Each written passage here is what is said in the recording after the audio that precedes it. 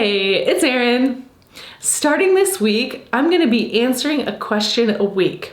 So if you have a question, feel free to post it below and I just might choose yours for next week's question. This week's question comes from Neven. She says, I've been leaning down in my arms and my legs, but I haven't seen much progress in my stomach.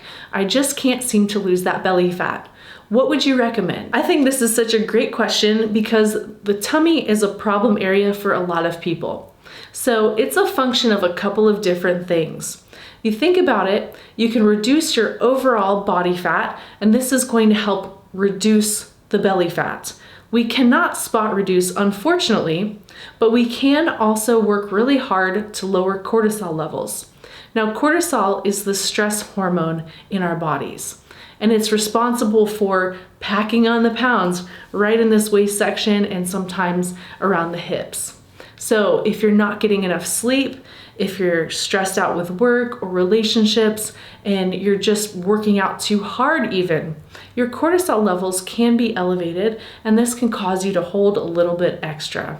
So see if you can get a little bit better sleep. See if you can relax, meditate. Doing some guided meditation can work. Try to perceive your situation differently if you can't change your situation. So if you're, maybe in some kind of toxic situation at work, try to change your frame of mind.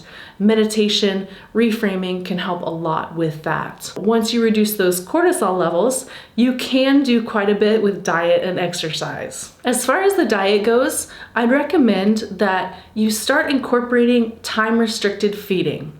What is time-restricted feeding? Well, it's simply eating according to your circadian rhythm. There's a natural pattern of when we rise, when we're active, and when we get ready for sleep.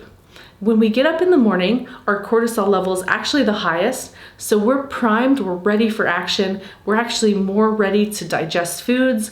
So if you want to work out earlier in the day, if you can, and eat the majority of your foods earlier in the day. Have your last meal about 2 to 3 hours before you go to bed, and try overall to keep your eating within a 12-hour window.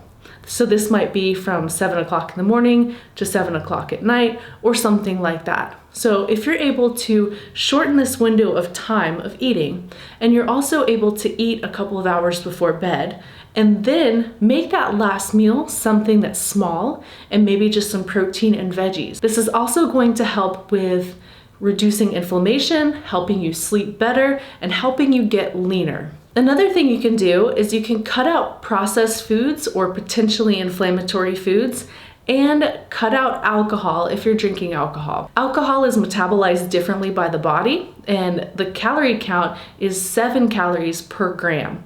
And because of this, it puts it somewhere between a sugar and a fat. So if you're having drinks on the weekends or maybe drinks once a week, it can be enough to cause you to store a little extra body fat right in the belly area. Try to get protein at every meal. Protein is the building block of muscle. It's going to help with satiety. It's also going to rev your metabolism. So if you're eating it at every meal, you're going to rev your metabolism and you're going to turn yourself into a fat burning machine. Let's take a look at training. So if you're training for more than an hour a day, there's a chance that you could be actually elevating those cortisol levels and contributing to that body fat. So make sure you're keeping your workouts to an hour or less. Make sure you're getting ample recovery during the week. So if you're taking one day off, you're resting, remember that the gym tears down and rest repairs. So it's important that you train hard, use those big compound movements. Those are the most bang for the buck.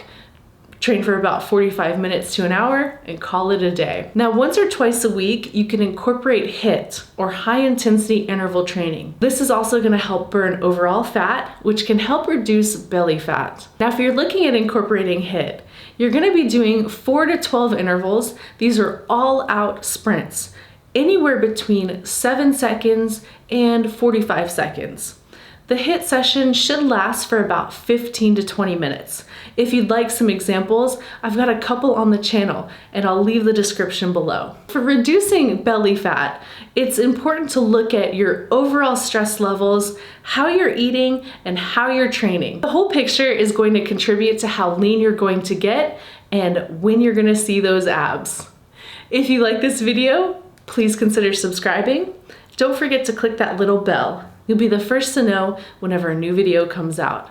And if you have a question, don't forget to post it below. I may choose it for next week's Q&A. Thanks for watching. Until next time, train hard, y'all.